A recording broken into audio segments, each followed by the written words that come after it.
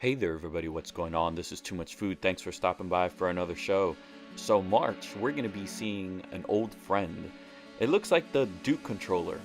That's right, the OG's first controller. That massive controller is on its way. And it's coming back in a new way, in a big way. No pun intended. Seamus Blackley, the father of Xbox, he was thinking about bringing back the Duke controller, and he kind of wanted to feel out if people would be into this. Is this something that people are interested in? Would it be worth bringing this to the gamers? And the gaming community was pretty much excited about it. They're all for it. Although, you still got your people that complain about the size. It's huge. It's the size of my head. I need both hands on one side of the controller. We've heard it. Complaints here and there. We know what they're saying.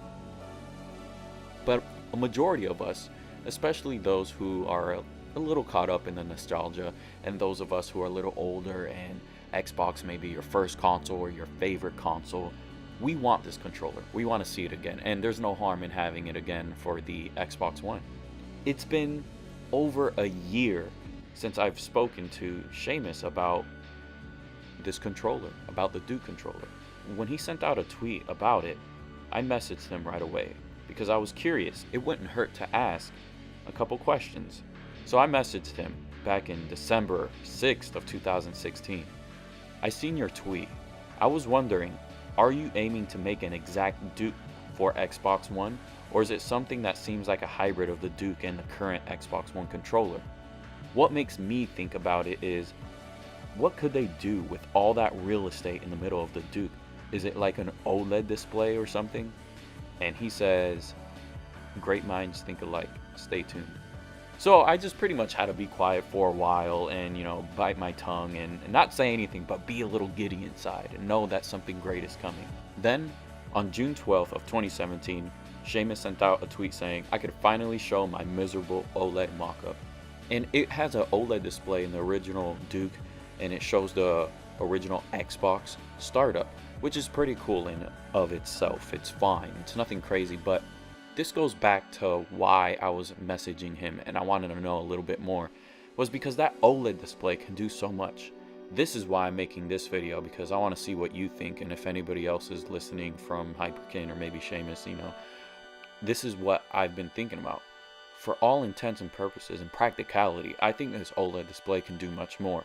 I'm not trying to bite off of something like the Wii U or Nintendo DS, but I'm thinking, not using it for gameplay, but I'm thinking it could just be a little more informative and help us stay in the game rather than being pulled out of it. Right now on Xbox, when you're playing a game, you can get a message and you'll get a notification that pops up, or it'll tell you your favorite friend is online, whatever it may be, an invite. I was thinking, when you're using the Duke, you get a certain rumble, like how haptic feedback works on your phone. Maybe we can get something like that on the Duke controller and know when it's a message or when it's a party invite, or there's a little icon sitting there. Even when we miss it, we can see it on the controller until we swipe it away.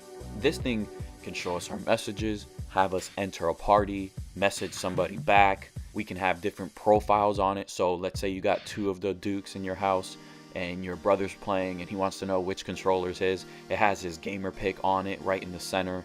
Or it could show you your gamer score just for fun, shits and giggles and bragging rights. It could do a lot. It just doesn't have to be tied down to just showing a boot up screen from the original Xbox. And that's what I'm hoping Hyperkin is doing. They're taking advantage of Seamus's design, how much room it allows for technology, especially the things that can be crammed into a controller nowadays. Now, I know that they're looking to sell it for a $70 price point, and I think that's a little insane. To have an OLED display and a controller like that is not really in high demand, that means you're gonna have some costs. And I honestly think, and it would be okay if this thing sold for $80, if they can add in all those features and functionalities. I'm very interested in seeing this thing take off, and I want to see what it can do more so, and I hope that it's just beyond having a certain LED light or a boot up screen. I would still enjoy it, and I'm definitely getting it, but I just want so much more, and I know it can do more.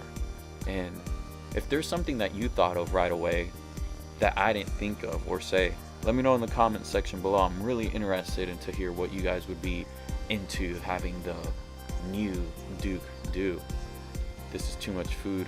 Thanks for stopping by for another show. Please don't forget to rate, comment, favorite, and subscribe. And as always, thanks for watching.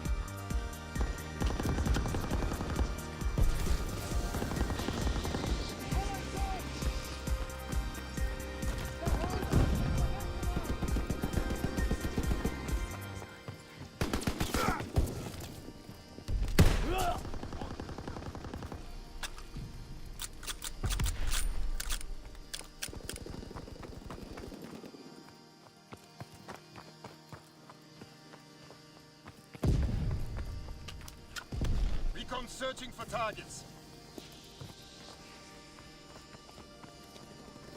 Fertig machen!